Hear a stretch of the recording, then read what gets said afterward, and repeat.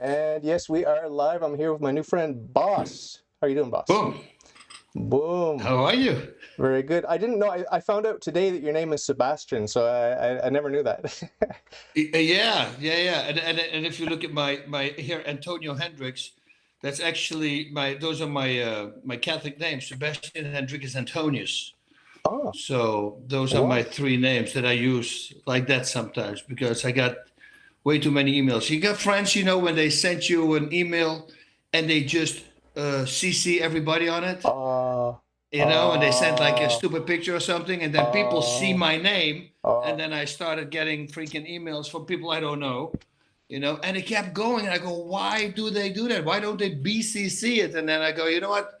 They will keep making these mistakes. Why don't I change my name so people at least don't see Bas Rutten there, and hopefully it helps.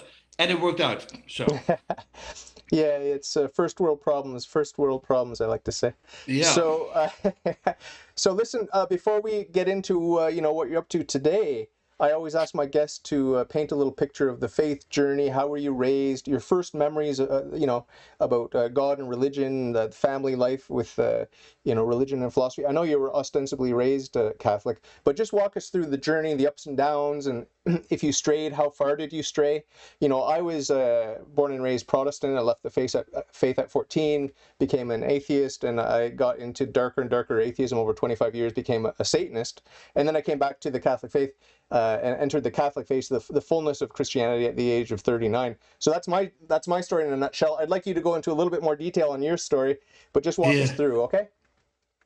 Well, there's not a lot to talk about. I just remember I was baptized, which of course I didn't remember, but I did my confirmation, which I do remember.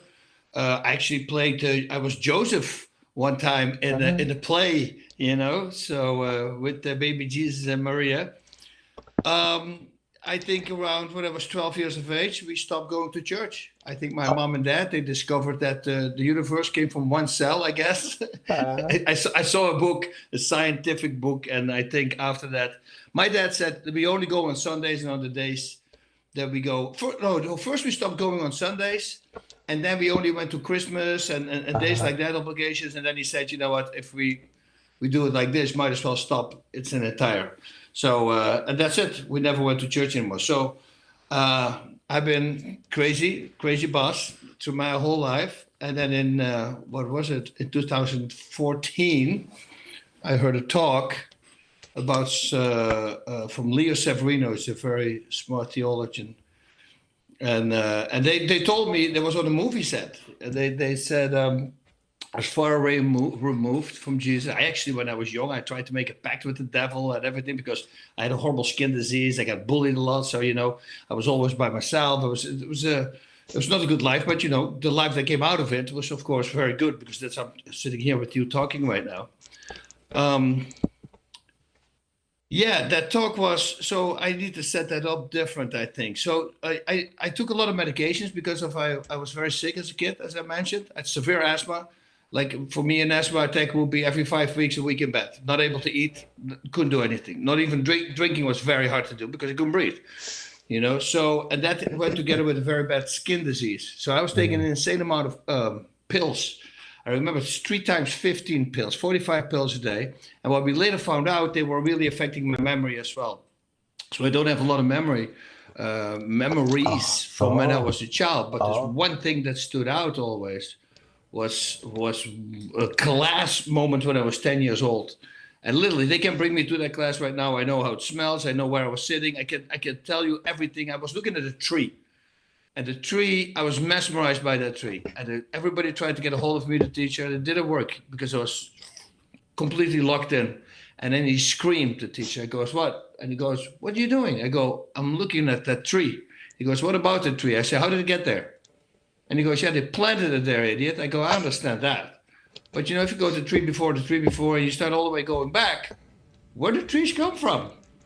It was a really weird thing for me to have. And then that talk, 30 plus years later, he started with the leaf fell from the tree. uh, And he says that leaf just reached its end destination. He says, let's go backtrack that leaf. And it goes to the branch. And then he starts going to the tree before, the tree before, the tree before. And I'm sitting there and I go, what I know this story from somewhere. It was really weird. And the way he started doing that and getting eventually to 100% to me prove that this is we're a design. First of all, so what I should say is that somebody, one of the actors came to me and says, "Hey, Bas, you want to join this guy? He's going to talk about how the world came together." If he would have said he's going to talk about Jesus, he's going to talk about God, I would have said, "I'm in my room. I'll see you in an hour," because it was far removed. But he didn't say that because he knew. And then the way he did it, getting eventually, like I said, to a solid proof that we're a design. Well, if there's a word design, there's a designer, right? So the step going to God was actually a pretty small one, but that was it. I was locked in, and why isn't everybody explaining it like he explains? It was just, and everything he had covered, every little thing he would say, yeah, but about this, boom, boom, boom, he had an answer. It was just for people who don't truly believe or have friends who don't believe and they want to try to convince them, it's not really a thick book.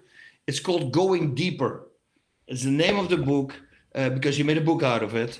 It's from Leo Severino, Going Deeper. And, once you read that, and especially if you see Leo doing it, it will leave a mark. You're going to go, okay, yeah, this is not it. Then, of course, I had all these crazy things that happened to me as a kid. I heard this crazy story for near-death experiences. I've been attacked physically by a spirit like a whole bunch of times. I've seen a curtain flying up in front of my face.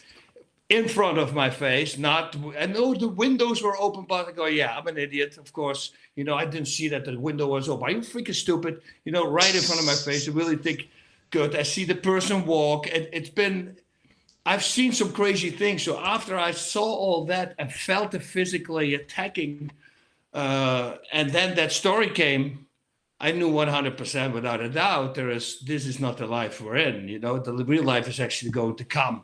This is where time stops. Well, that's why it's eternal. Eternal is forever because we didn't come from nothing. That's already God, right? It's eternal. So, and that was it. Suddenly I got back into the faith. And then once I started losing my jobs. I started losing a lot of stuff. I started losing a lot of fans when I get out. My Facebook page stopped growing. Wow. I was growing 5,000 a week. So 20,000 a month. Every month for years. Wow. But that went all the way down. Well, all the way down. I think lost 70, 80,000 people. And it stayed down. But, I just kept going. It was literally, I'm getting attacked from all sides. Lost a job here, lost a job there, lost a job. And I go, man, what is going on? But I knew it's just the evil one going after me because he doesn't want this. So I simply stayed on it. And I just stayed on it. And slowly but surely, poof, suddenly everything started coming back. And from all these people, that didn't follow me, cool, because now I know there's not real fans anyway.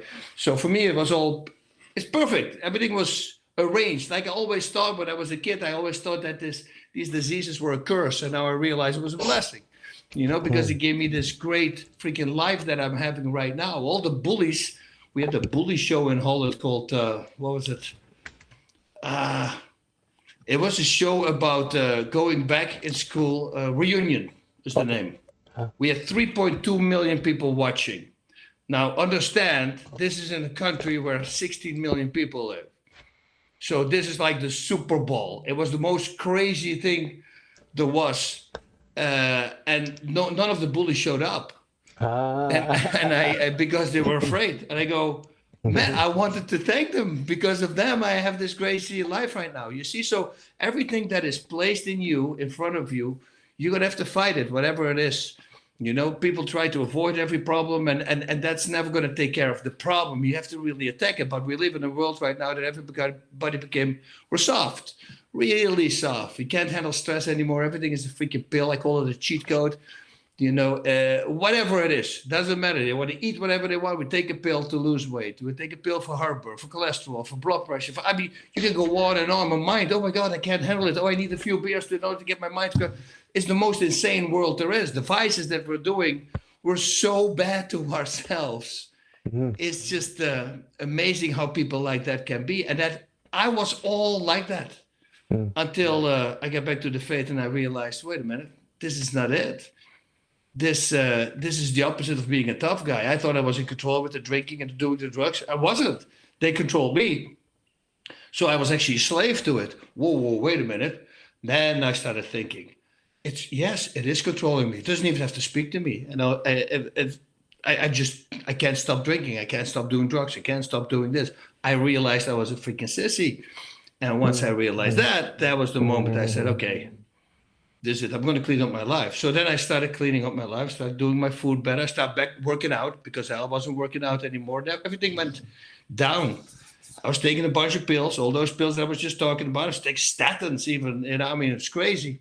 And now nothing, everything, because I'm simply healthy. And once you're healthy, it's really weird. It's almost like somebody designed us to fix ourselves in a way, as long as we are healthy. But that's the problem we're facing now in the world. The whole COVID, what came out. Oh yeah, I was going to ask you because I didn't get the jab and I refused to get the jab. It's a very delicate question, and I have been warned on YouTube for talking about it. So we'll try not to talk about it too much. But I did not get the jab. I'm not going to get the jab, even if it's the best medicine ever invented. It's a question of principle, Yeah, for me. What about you and your colleagues in the circles that you move in? Are there a lot of people like no, freedom they fighters? didn't give a crap. No, they were about the health. You have to also understand. My mother got a stroke in 2020, just before COVID started, and then my dad had to take the jab. Was perfectly healthy. Okay. Everything was good. And within months he was dead. After the jab, had a stroke as well. So people can shout to me or whatever the hell what they want to say. Good for you. You took it. You're going to have to live with that. And your kids are going to have to live with that. Yeah. Because there's a lot of bad stuff coming out now. And they can't stop it anymore. It is coming out, and everybody knows. And they know. Every person who is open, they know. So, no, thankfully I didn't have to take it. I was also very blessed. I got a letter, first of all, from a priest.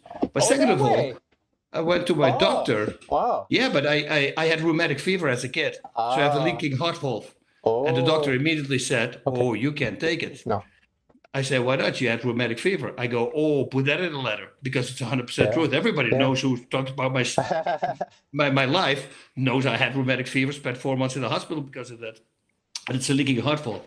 So I was very happy. But, I was not going to take it anyway because I saw all the things happening around me. And all the people that really were affected with COVID who died, I mean, the most percentage, over 90%, was very out of shape and very not healthy people, and I think that it should stay right there. I think that should have been a wake-up call for everybody. Say, hey, let's go work out.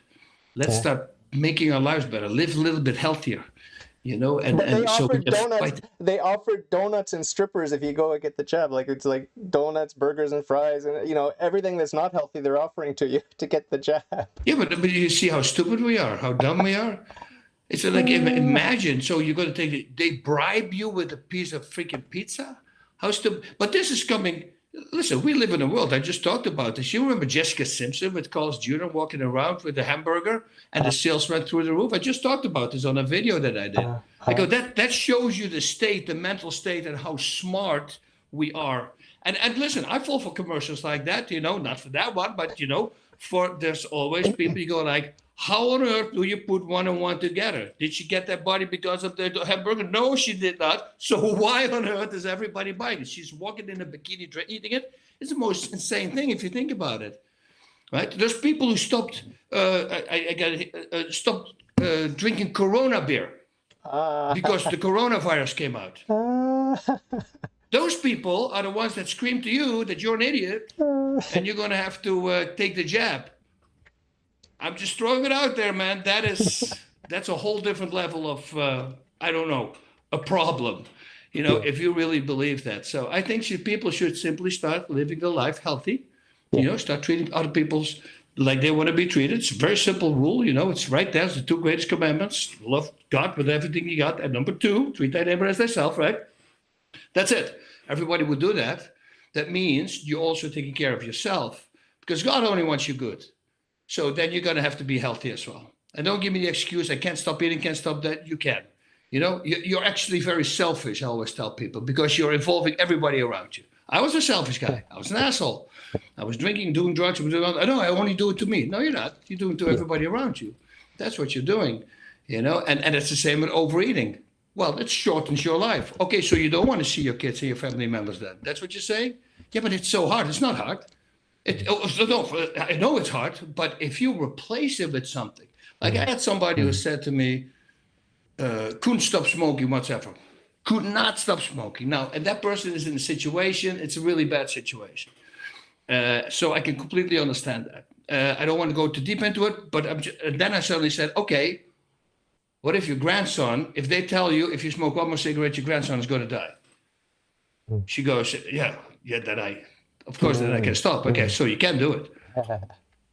That's it. You can do it. It's going to take a lot of freaking willpower. But that's it. Everybody can do it. It's going to need a lot of freaking willpower. Were you addicted to cigarettes or pot or anything like smokable items? No. Never? I was cocaine and ecstasy and freaking all that stuff, and tried to go to sleep with a lot of weed and pain pills. Horrible, all the crap, alcohol. I mean, it was insane. It was just. Were you fighting during this time? You were still active. Well, the good thing is the fighting kept me in line, because the fighting was like I would go crazy. I would never do anything before a fight, of course. No drugs, not even a sleep pill, because sleeping pill could affect my mind, could make it slow a little bit. Didn't want to have anything to do with it. So with a jet lag in Japan, which nighttime is daytime, you're awake all night. You're just laying in bed. Hopefully you got your body at least has a rest.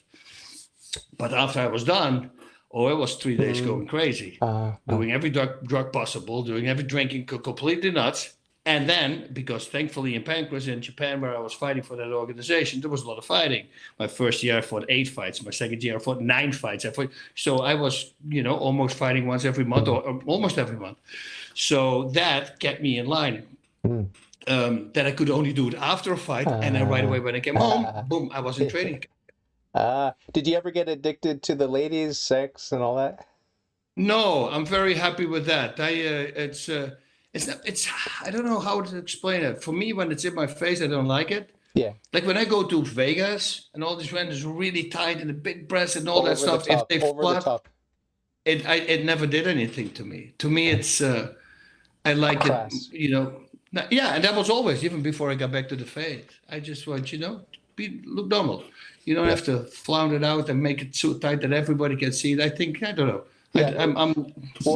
Even God is a bit coy. He doesn't reveal his beauty. He doesn't reveal himself. Saint Augustine, one of my favorite saints, said that God only reveals himself fully naked once you love him above everything else and at the exclusion of every other attachment. So that's the thing. With a woman, they want to conceal and then have the chase and then reveal and then, hopefully get married and have a nice family. Did you get married? How old were you when you got married, or did you get married, or what's the story there? Oh, I got married young, but only for 2 years. It was not a good relationship. The good thing that came out of it's a daughter, who just turned 34 like a couple of days ago, and has my grandson. So that's nice. A great thing to come out. Also, the relationship I have with my ex, it's a really good relationship. Good. It's completely back to what it was before. So that's all great. Nice. And then I met my second wife in 92. This is when I wasn't fighting anymore. I was never going to fight anymore. And she was actually predicting everything. It was really weird. Huh? She said to me that I was. She had a real weird stare on her face. And I go, what's going on? She goes, you're going to be a famous fighter in Japan. I go, no, I told you I'm not going to fight anymore. She said, yeah, but you said you're not going to fight in Holland anymore. And I go, oh, whatever. And then like freaking 10 months later, I got a phone call to come for a tryout for this new sport, free fighting. I go to the tryout, get into a scuffle with some guy who's the champion over there. I knocked him out because he tried to knock me out. And that was it. I had the job. And now I'm fighting in Japan suddenly. And then like a year in, she looks at me weird again. And I go, recognizing that look, I go, now what? She says, we're going to move to America and you're going to have a TV show. Oh, yeah? I had a show for 9 years on TV here. And we moved to America. So, it was really weird. And she also, like when I came back to the faith, she immediately jumped on board. I mean, when I got back to the faith and then I sat there, I married her when we came to the States. I married her and I told her, I said, listen, don't get your hopes up. We're going to do a big wedding after this. But for now, I'm going to have to marry you before I apply for the green card, because if not, not the whole family's going to get it. I said, so I promise you a big wedding, so it was 97, we got married. Then in 2004, we did the big wedding. Then in 2014, when I got back to the church, she saw me changing. Everything got better. The alcohol stopped, the drugs, all this thing. Everything started cleaning up. And she was very happy about that, of course, and the kids. And I've never been a bad guy. I'm not dancing with the kids, it's still being stupid, right? It's not being a real father. But as soon as I told her I wanted to get married with her for the church this time, I couldn't get a hold of her the next day. And when she finally called me back, I said, "Where were you?" She goes, "I was at Mass." I go, "What?" "Yeah, and I signed up for RCIA classes," she said, "because I was baptized, but I didn't do my confirmation." Ooh. That was just me telling her that I wanted to marry her, and the next day she did that out of herself. So wow, she's a golden lady, man. Let me tell you You're very lucky. You're very lucky. I'm married to a Greek Orthodox lady. She's a beautiful woman. We got married in '95, but no children, unfortunately. But she's very, very anti-Catholic. I converted in 2009, and she's very, very anti-Catholic because there's a cultural hatred towards the Catholic Church on the part of the Orthodox. The cultural community of the Orthodox. It's not Christian to hate, but there's a sort of a cultural layer of hatred for the there's antagonism. It's sad to see Christian unity. We're very far from Christian unity. Christ wants us to be one, But you'll pray for my wife to soften up on antagonism. It's not good. It's like the only way to do it is from breaking it from the inside, right? St. Paul was warning us for it, and it actually happened. So. That's what they did. They set us up against each other. And they're pointing the fingers at us the whole time. But if you start Google searching, then you're going to find out it's much worse on the other side. So because I had people leaving the church for the pedophile priest and everything, and you should do Google search. That's the only thing I said. And they go like, "Oh, man, I didn't know." I go, "Exactly." Oh, yeah. So, it's once you break it down, then why do you think we get attacked the whole time? Why do you think if a Protestant pastor can't drive a demon out, they have to call a Catholic guy? Yeah. I'm sorry, but it is. Everybody knows this. Right? Yeah. So there's a reason for it. I think it's much easier, much harder than people think it's going to be. I don't think that you can say, "Oh, I'm sorry, I won't do that anymore," and you're forgiven. I don't believe in that. I think you have to make sure that you will never make that same mistake again, and you have to try your very best hard. But then if you keep doing it every time, say, "Oh, sorry, we'll never do it again," and you still believe you're going to heaven, I go, what does Matthew 7 say? 14, right? For the door is narrow and the road is hard that leads to life, and those who find it are few. What are a few from 100? 10? 5? Yeah. 4? Highway to hell, we got a stairway to heaven. If you think of these things that they make, they're kind of anticipating the traffic. I don't think it's going to be that easy. I think that, and there is purgatory. There's many verses that say you will have to clean until every cent is paid. It's all in the freaking Bible. Where do you think that is? Can be heaven, because in heaven you're pure, you're there. Can be hell, because you can never get out of hell. There we have purgatory.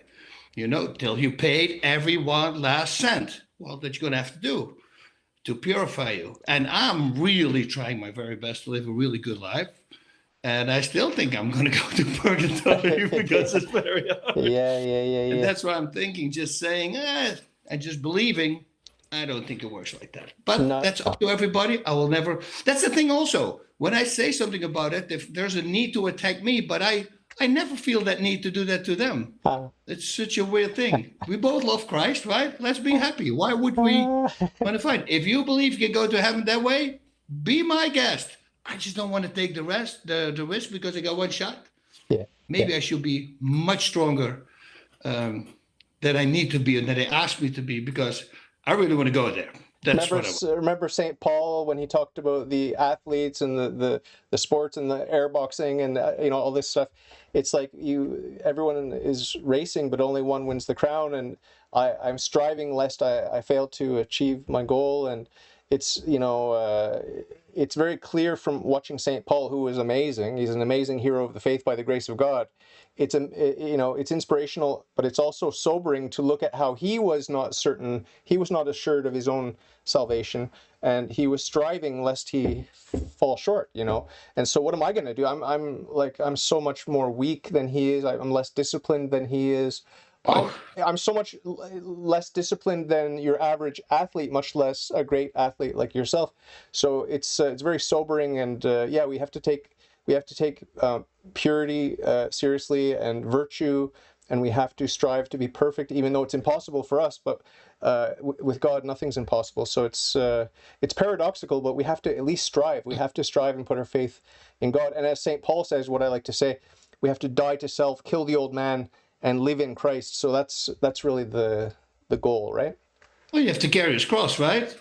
What do you think that means? We have him going to Calgary and doing all that, so the whole passion, all that stuff. You think it's going to be easy if he tells you you carry your cross? It's going to be freaking super hard. And that's what I'm warning for. And this is the good thing. The only thing I need to do is to be good to myself and to others. Yeah. That's the only thing I need to do. Well, that sounds really easy, but it's the hardest thing on the planet, right? If I want to stop if I would smoke everyday cigars, which I don't, but I'm going to have to stop that.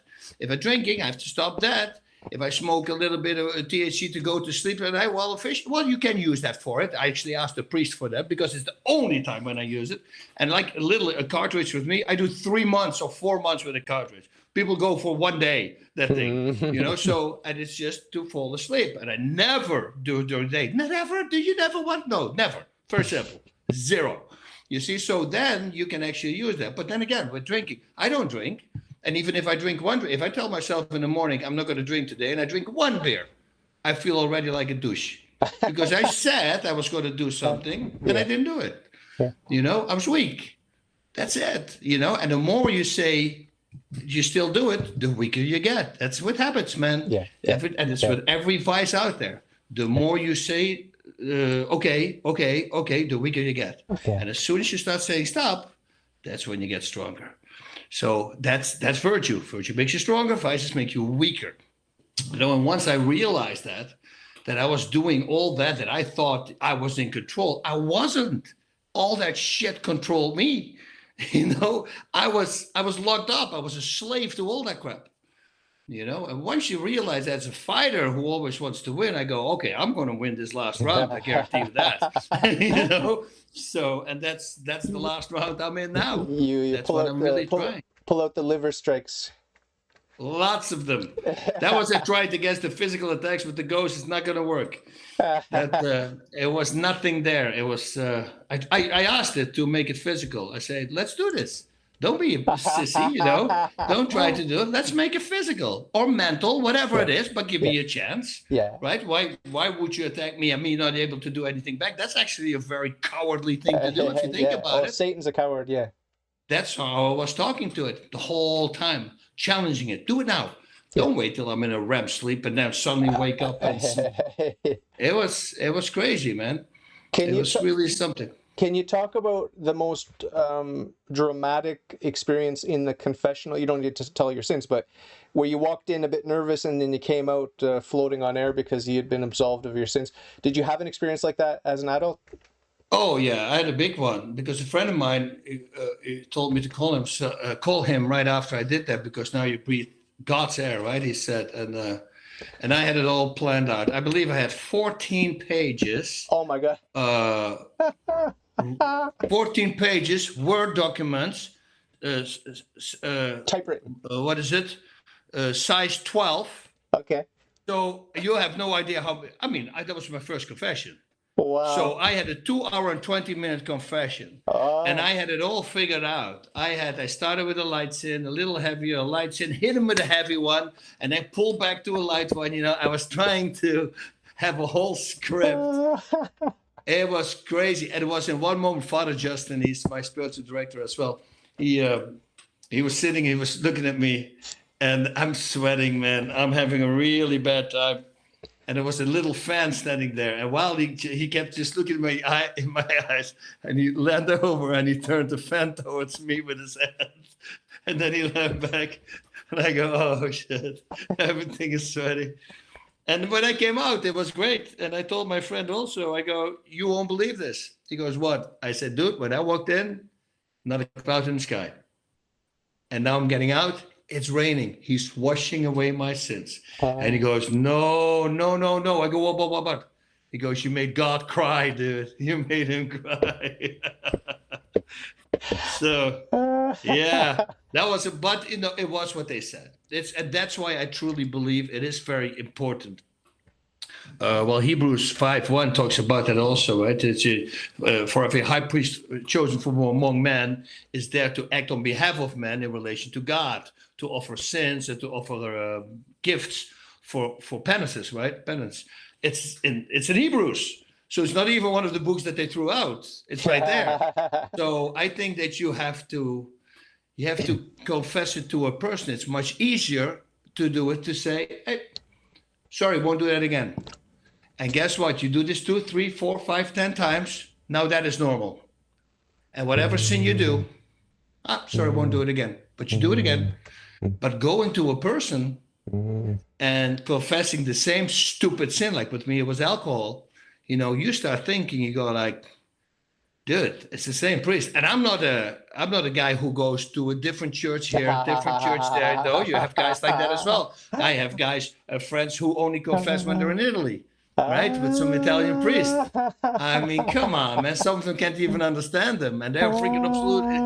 It's no. Yeah, be a tough guy, If you go all the way. Why don't you do it to the same priest? Yeah. So I started seeing that, and it was the same stupid sins, and I go, okay, I'm gonna have to change that. I don't want to do this.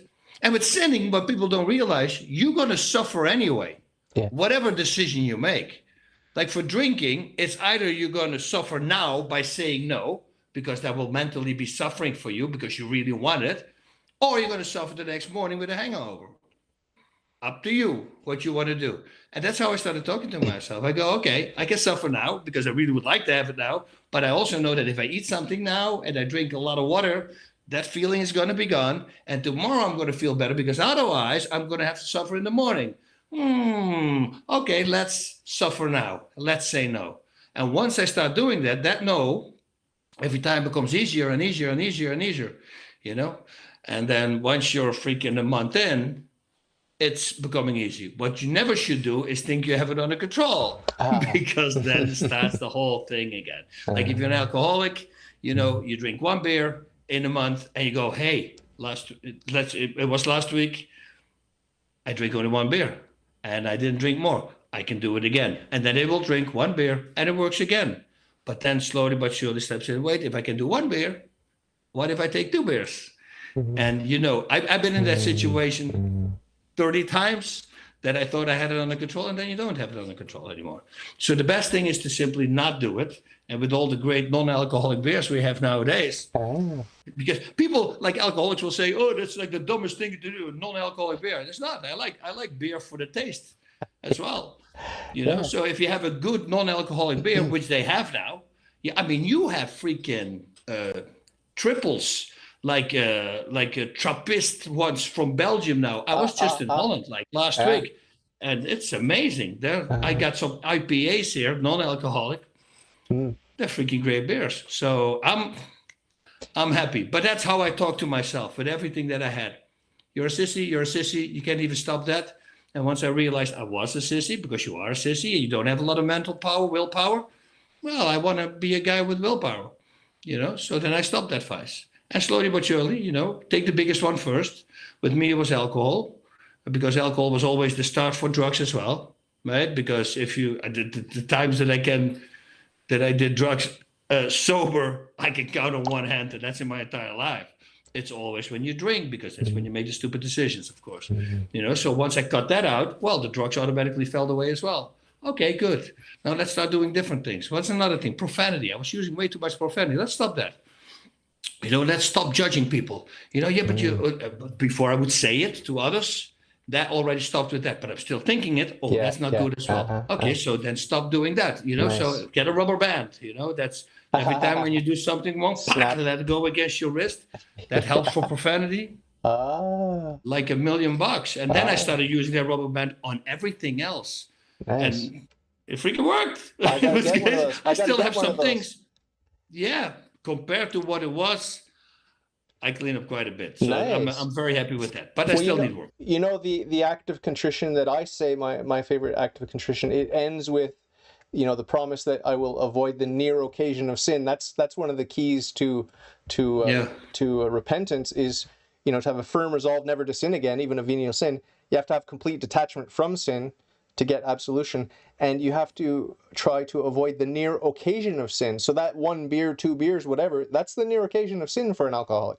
And Yeah. you know, whatever your vice is, dipping your toe in is a sin, because you're not avoiding the near occasion of sin, and you promised Christ in the confessional that you're going to avoid the near occasion of sin. So that's a big thing that's overlooked by a lot of Catholics, and it's really helpful. Like if you were an atheist and you were just looking at the confessional and the Catholic Church and how helpful it is, and just doing a purely rational, scientific, psychological analysis, it's very clever what Christ has set up with the sacraments, with the church, and above all with confession. And then when you add in the supernatural and God, and Christ took on flesh and became man, built the church and instituted the sacraments, it's just unbelievable.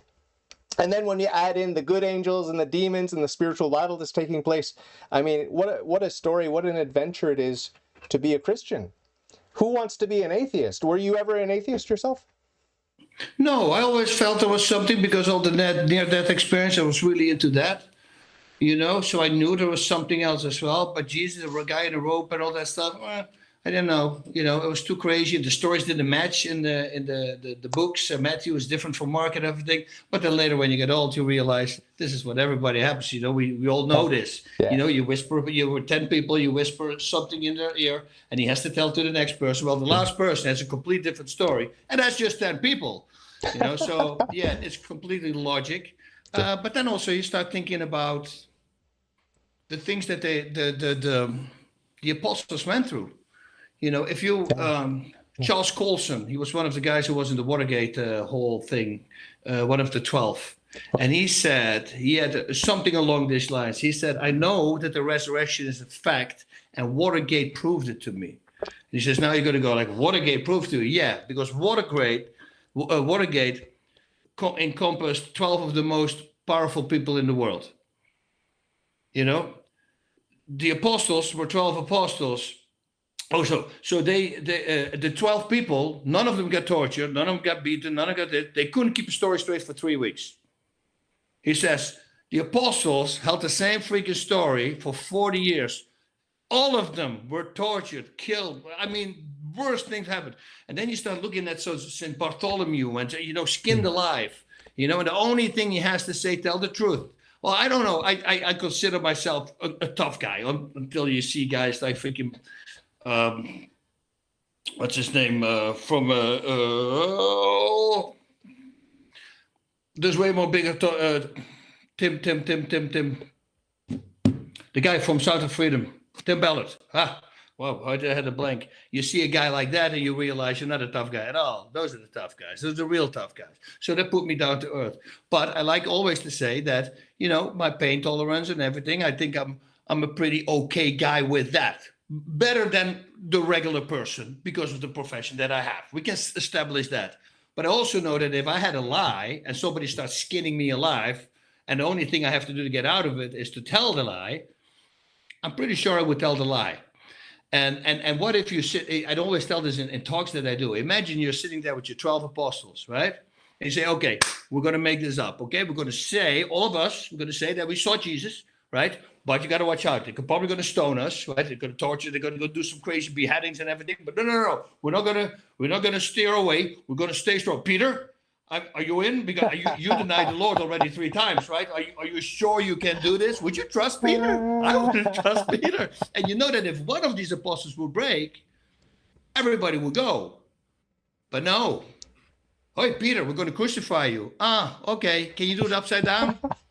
Right? I mean, I don't want to be crucified like the Lord. That doesn't sound like a guy who's scared, who doesn't know where he's going. He knew exactly where he's going.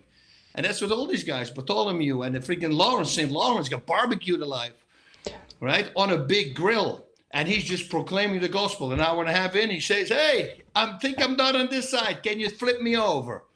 Does that sound like a person who's scared? Have you been to Montreal? Because that's where I am, Montreal, Quebec, Canada. Have you been here? Oh, no, never. Yeah, I've been there, but I haven't seen that. St. Lawrence Boulevard is the main, what they call the main. It's the main drag. Okay. It divides east from west in the city, okay? And it's full of barbecue shops. It's St. Lawrence. Is funny. Well, yeah. Like it was done on purpose because it's a Catholic province here, or used to be, ostensibly. That's perfect.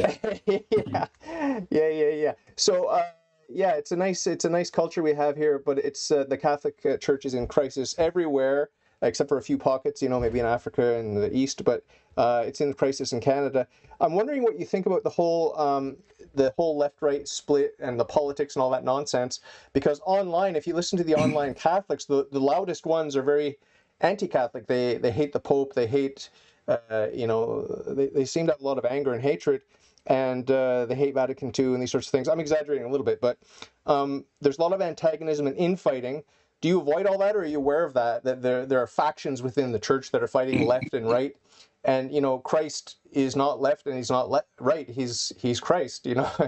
So I try to stay in the center with Christ, but it's hard online. What's your position on Pope Francis, Vatican II? Have you looked into the 16 documents of Vatican II, for example? What's your take on all that stuff? Yeah, I'm all for Latin Mass. I'm all for Vatican to keep the scripture in. I think the old way is the best way. I truly believe it as well. But, so you don't like Vatican II? No. I will be okay with Vatican I. Yeah, okay. But with the Pope also, I think he makes major mistakes. I mean, Bishop Strickland got kicked out here, in Texas, just because he tells the truth, and. I think that is wrong. But like you said, same thing with me. I don't do politics. Yeah. I don't go online. I have nothing come up on my phone on politics. Okay. I stay out of it because I see it's polluting everybody. Yeah. And everybody starts kicking their family members out because they have a different political view. Yeah. It's the most insane thing. Listen, people don't know, people should wake up. Philip II was the first guy who did it, was an emperor in the Roman Empire all the way back. And then later Caesar started imitating him, and Napoleon actually also. Divide and conquer, right? Yeah. That's what they're doing. Yeah. And that is literally what they're doing. They set us up so we fight each other. They can do whatever the hell they want to do. And this is literally what's going on right now. I mean, look at the stupidity that gets offered at us. The most insane things are there. I mean, I can be a dog if I want. I just have to bark, and you're going to have to call me a dog. I mean, think about that. It's I don't know. And that's why I'm far away from it. I let the people scream whatever they want to scream. I don't care. I don't care. Whatever you want to do, what is it? Luke 23:34, right? Forgive the Father because they don't know what they're doing. Boom. Exactly. That's what I should have tattooed that here on my thing, because many times I have to look at it. Because it's insanity. And if you're not okay with the way somebody thinks, you're out. Or they cancel you. You get the whole cancel culture. It's violence is okay. Violence they promote. Oh, wait a minute. I thought you guys were all for peace. No. Let's burn people and buildings down. Let's include other people, who've been, their entire lives have been working on business, and you're burning it down. I don't understand it. I don't understand the world. I do understand it needs help. Yeah. But we're weak, super weak. I'm very anti-politics, but I do sympathize with the right on a lot of issues. For example, I'm a young Earth creationist. I don't believe in evolution. I'm very strong on pro-life, and I'm against all the LGBTQ nonsense and all the demonic stuff in the schools, and so I mean, I'm very traditional in that sense, and I love tradition, love the tradition of the church. But I also happen to think that's just Catholicism, and there are issues on the left. So they get some stuff right on the left too. They get some stuff right, they're correct about a few things. But I've got a little question from the live chat here. Someone's asking about Geert Wilders. I have no idea who that is. Geert Wilders, Geert Wilders. Geert Wilders. Oh yeah. Who is that? He's the far right guy from Holland who's. It looks like he's going to be the prime minister today. Oh, really? Okay, that's happening now. That's happening right now. Yeah, but again, that's the only way that I found out. Is like literally a couple of days ago, my friend said, "Oh my God, he's going to win." And I go, "Dude, I want to stay out of it." Because he's very far right also. Okay. And that's the problem with the far left. And the left is good, right is good. I'm okay with all these people. It's the far sides. Okay. Sometimes it's a little bit too much. But I think they drove it so far in Holland, the craziness that they've been doing right now, that the people said, no more, this is what we're going to go for. And now they're going to have to go with that guy. I don't think he's as crazy as they spit him out, though. But he has some really crazy thoughts that I wouldn't think, not even want to think about. But you know, we're going to have to see. We're going to have to see what's going to happen. Did you ever believe in Darwinian evolution or some form of evolution, or what's your stance on that issue? Meaning in like evolution in what? Well, do you think that the Blessed Virgin Mary evolved from an ape? I don't think so. You know, I don't think we evolved from apes. Period. You know. No. So for that evolution, no, of course not. Okay. No, I don't believe that. Okay. No, a lot of people do. A lot of people do. A lot of people in the Catholic Church do. I mean. Well, if the Catholic people do that, then they're not believers. You have a lot of people like this. That's Revelation 3:16, right? The lukewarm. That's what they're talking about. Those are the people who come out of the mass and who start flipping each other off because they don't let them in with the car or something. Those are really the Catholic people. No, and you have them in Christians, you have them in Catholics, you know, because those are the people that give a bad name to the Catholic faith and to the Christian faith as well, because you have them everywhere. That is just douchebags. What about these groups that are standing and talking about gays and the way they pronounce, you know, like you have those too, and they're screaming and they got to go to hell, they got to go to hell, you know, they're freaking morons. You know, so. Westboro Baptist Church. Love everybody. What did Jesus say? Love everybody. Love everybody. What about that? Treat thy neighbor as thyself. You're not doing it. Well, you're not going to go to heaven. Yeah, but I'm doing what the book says. No. You think what you're doing is right, but you're not right. You know, treat thy neighbor as thyself. That's it. Whoever it is, it's a very hard thing to do. You know, you have to forgive everybody. Oh, but Jeffrey Epstein, how can I forgive? I know. You don't have to like him. You know, so that's at least. You have to love him, but you have to love him. But you have to love him. But you see what I mean? It's that's a hard one.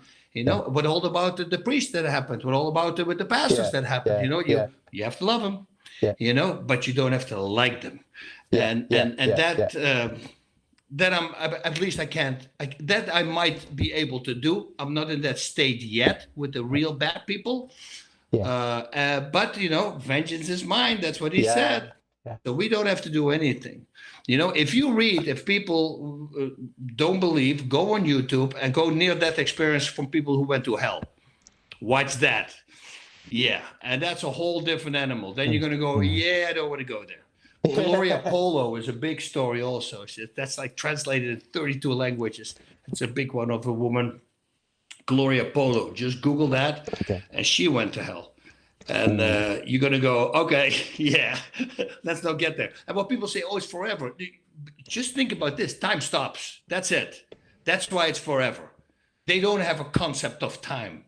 You know, that's why I tell the people, those commandments that he gave us 2,000 years ago, it doesn't matter. They're as valid as they are right now. You know, because people go like, but they know, and Jesus knows we're weak. He does. No, Jesus wants you to man up. That's what he wants. Because he's outside time and space. That means for 2,000 years, what he said to go, that's for him the same time. So even if he said it 1 billion years ago, it's the same freaking time. So no, he doesn't want us to be watered down. You see these people overeating, but once I go to heaven, I'm going to be like perfect body. No, you're not. You know, there's a lot of verses in the Bible that say you can't treat your body like that. Or do you not know that your body is the temple from the Holy Ghost within you, whom you have from God? You are not your own, for you were bought with a price. So glorify God in your body. That's what I use. I know only these verses that I use in talks because they apply to fitness and apply to things. So I can put correlations down between fighting and Christianity and Catholicism and all that stuff, you know. That's why I remember those. And so I'm not a crazy guy who constantly spits verses at you, so don't worry about it. One of my favorite verses, well, I've got many, but in Romans 11, it talks about the partial hardening coming upon the Jews, and, you know, we're grafted onto the natural olive tree, and if it's easy for them to be broken off, imagine how easy it would be for us to get broken off. So we shouldn't be haughty or proud. But it says that all of the Jews are going to come back in once the full number of Gentiles comes into the church. I always ask my guests, my Christian guests, how they interpret that. What is a Jew? What's with anti-Semitism today? We see a lot of anti-Semitism. I'm an anti-Zionist. I don't like that there was the state of Israel founded. So I've got some controversial ideas on that.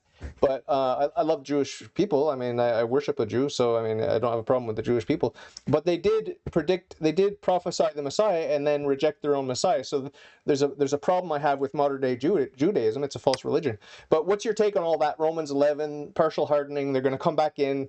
How do you see all of that and the end times and the evangelical Christians in the USA? They like to think that there's going to be Armageddon in the Middle East, and they want to get the show on the road sort of thing, get that third temple up and running. So there's a lot to talk about there.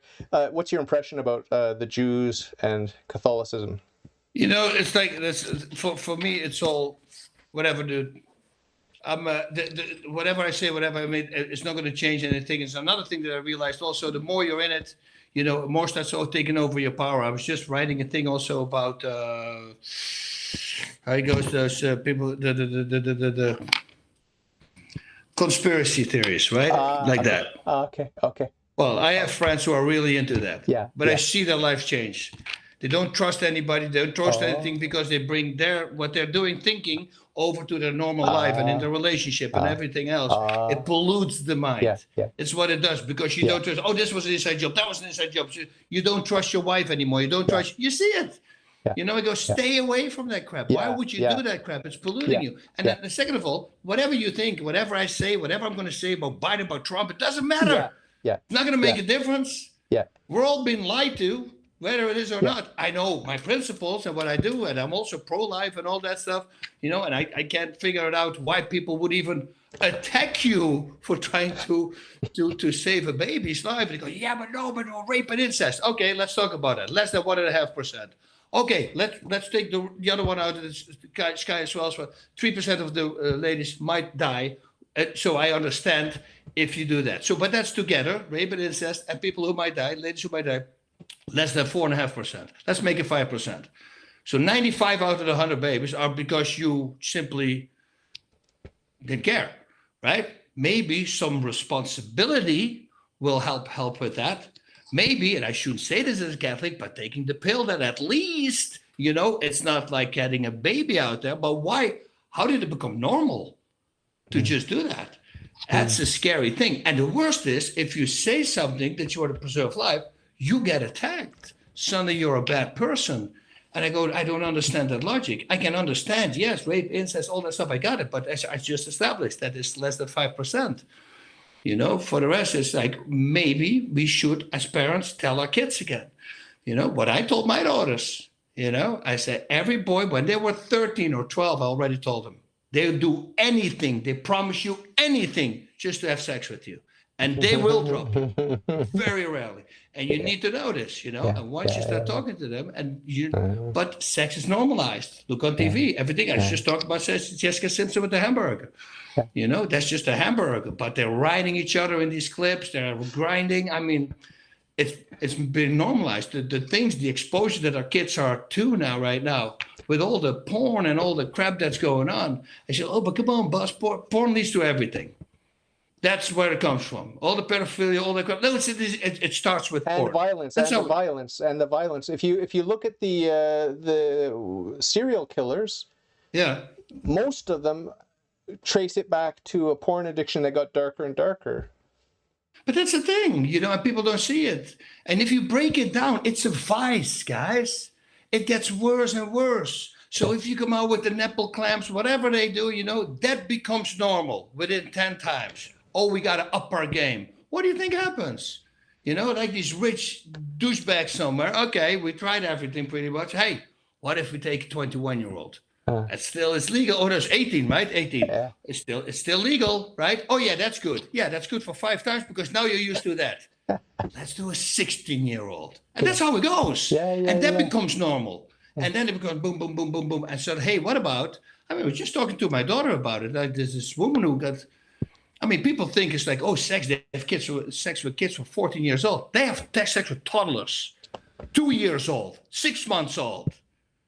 What do you think of that? And then people go like, because I always thought there was, you know, I couldn't concept that people are actually doing that.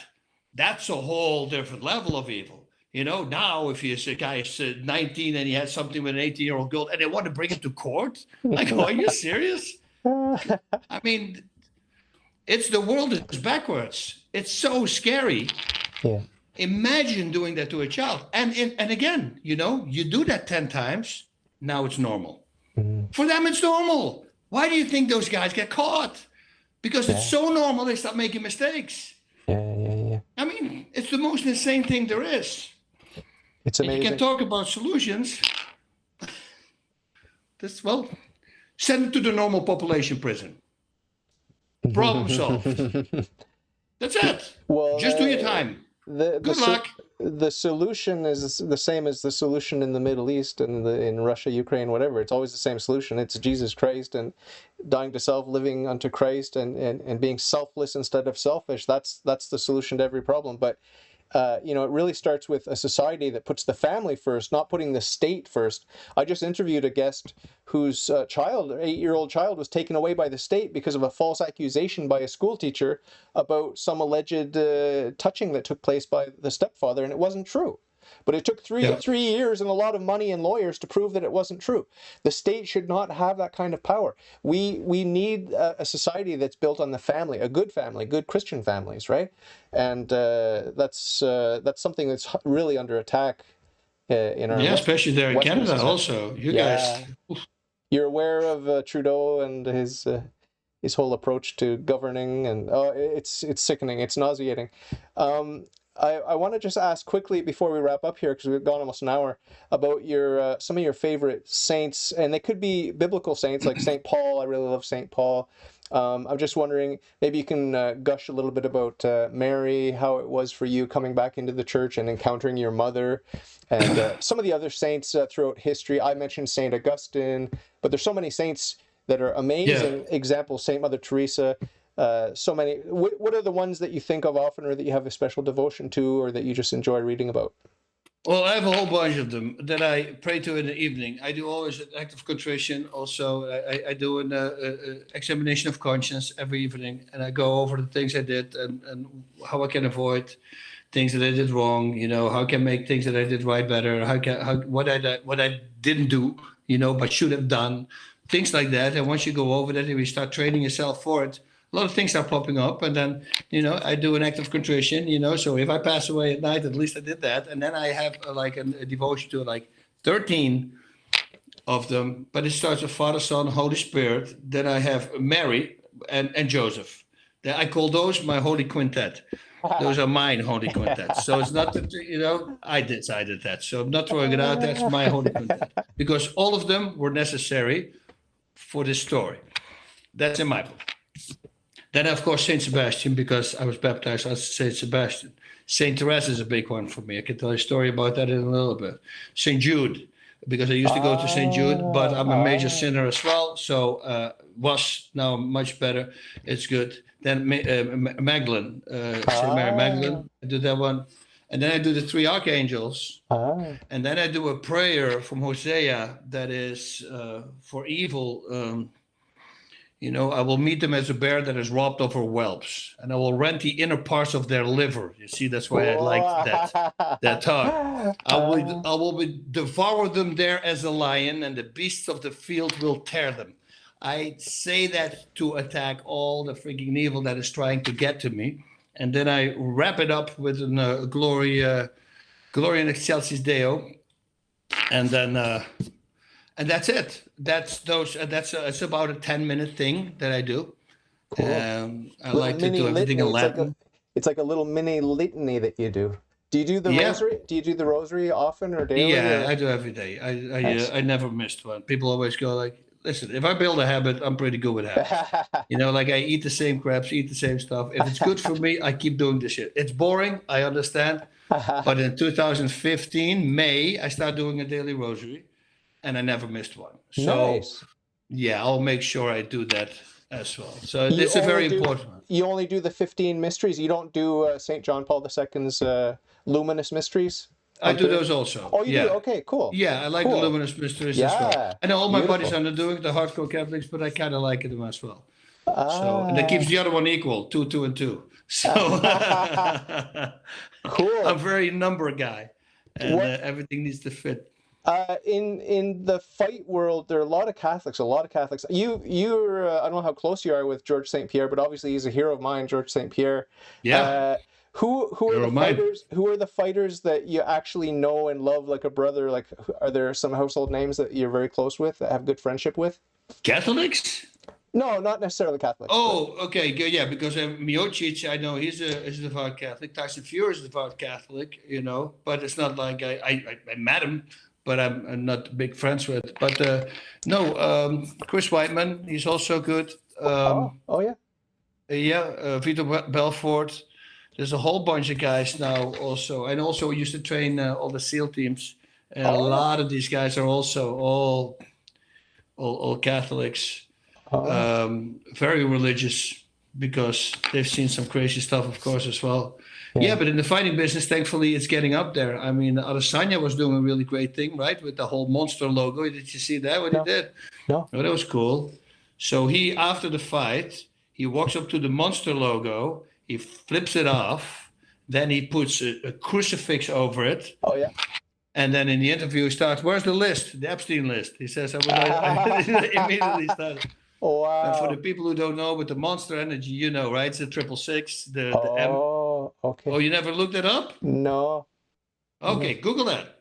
And then you find out yourself. Yeah, it's a 666 and the Hebrew 6, the monster, MMM, from the letter M. Oh, you will see. And then on the can, they have a crucifix. If you drink it, it's a crucifix is upside down. There's some text on there. There's a video on YouTube where the woman explains everything. Oh, that's evil. We had friends of mine, Dwayne Ludwig, they offer him good money for in his gym to put a monster. He says, no, we don't do that stuff here. We're, we love Christian. Jesus. Yeah.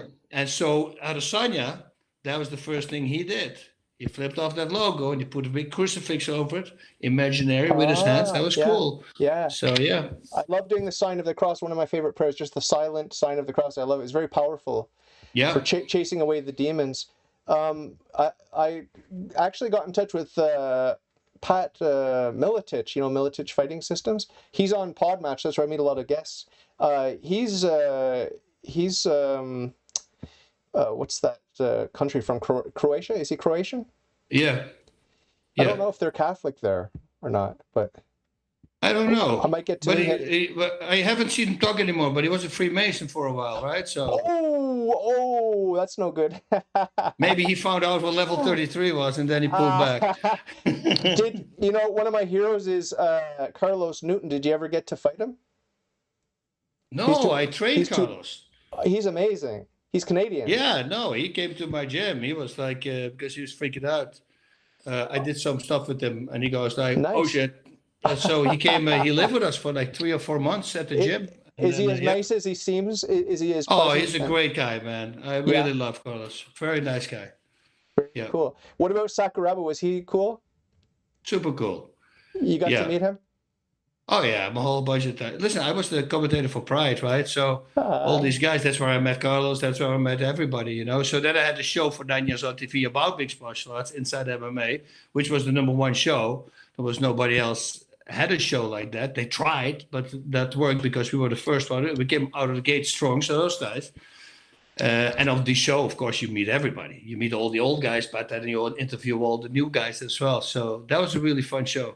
Do you think that it's changed a lot? Has the sport changed? Is it dirtier now with all the performance enhancing drugs and all that stuff, or is it just pretty much the same? No, I think they did way more performance enhancing drugs when I was fighting because it was really? Yeah, people are gigantic. Just look at them. If you see them being gigantic and after they stop, they're suddenly really small and they look completely different, that's steroids for you. That's the great thing about me. I'm the same weight as when I started in 92, in 93. I never lose a gain apart. So, and I've been tested many, many times. I would always tell people, I go, so no, I think it's great right now what they're doing. The rules are really great. The classes, the talent is just insane.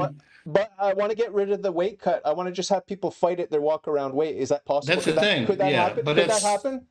Could that ever happen? It can, but it's a very dangerous thing to do. Like if you're in Ohio, for instance, you say the next day you weigh in, and the next day on the day of the fight, you have to weigh in again. And the difference cannot be more than 10 pounds.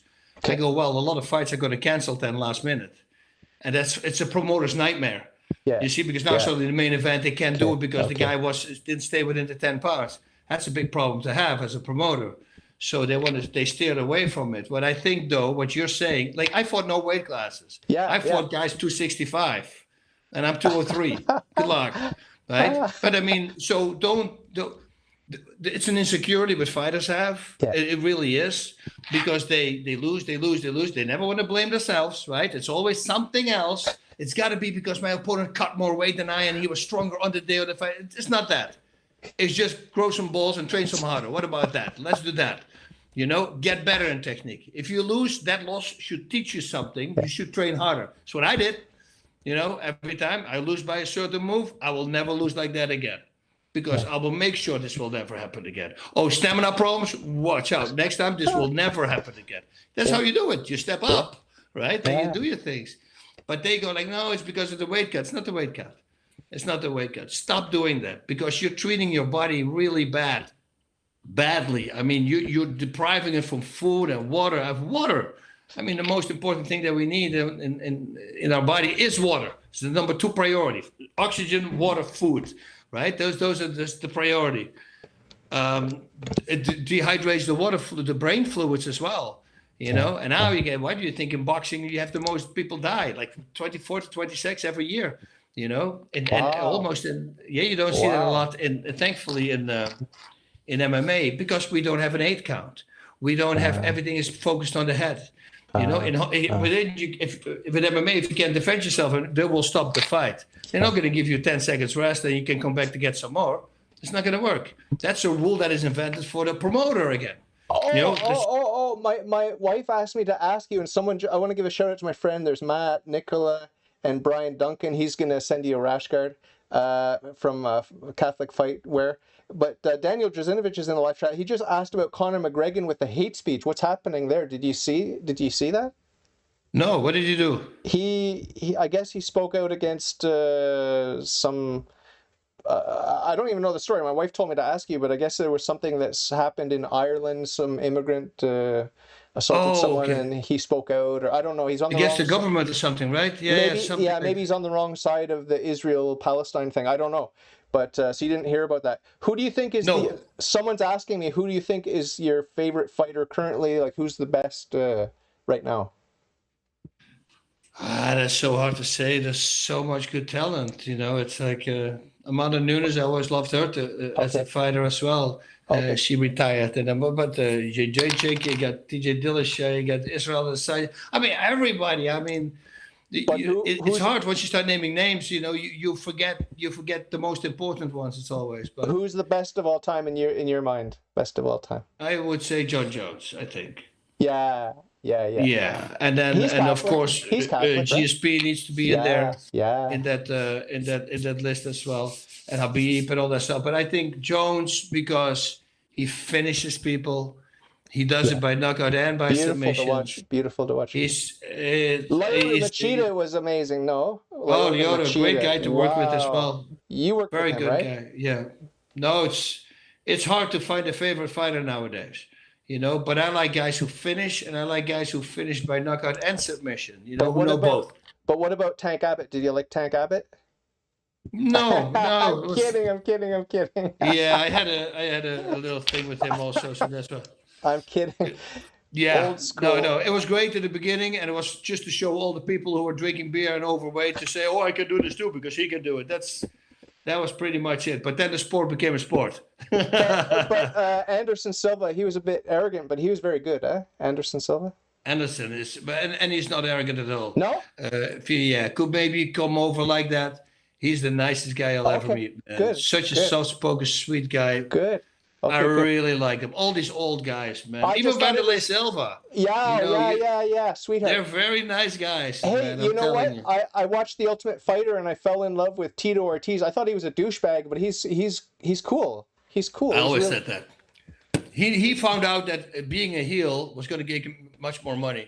And that's why he was paying. He was just pro wrestling. That's what he was doing. That's what Conor McGregor. They say, oh, Conor McGregor. You meet Conor McGregor, you're going to go, He's a really nice guy. Okay. Okay. He's a Cool. complete different person than when you see him on TV. It's the So promotion. you It's the see, promotion. and he did a smart thing. Chill Sonnen, same thing. Oh, Chill is a yeah. freaking awesome guy. Yeah. You know, but all these guys, you might think, oh, he's a douche, he's a douche. They're not. They just know how to get the biggest buck for the bank. So Yeah. hey, listen, Yeah. Dennis. Sorry, David. We gotta wrap it up, my friend. Of course. We'll talk more in part 2 when you come back in 2024, I hope. But Yeah. And those little lights that are hanging there, you got like something in them or not? In those the yellow, orange.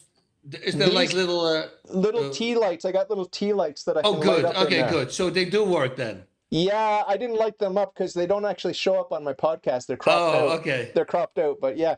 But I really appreciate meeting you. You're a sweetheart, and so much to say. And I hope you come back. And just God bless you. And I hope you're going to pray for me. One thing you're going to get out of this experience is you're going to get the rash guard from my friend Brian Duncan, but you're also going to get a perpetual mass because I enroll all my guests in a perpetual mass, which means you get the graces of the mass every day till the end of time, even if you end up in purgatory. And that goes for that goes for you, your parents, your siblings, your spouses, living or dead, children. So you're going to get the graces from that. So I would ask you to pray for me and mine, and remember me in your prayers. Just add me to some implicit prayer list, and I would really appreciate that. Okay.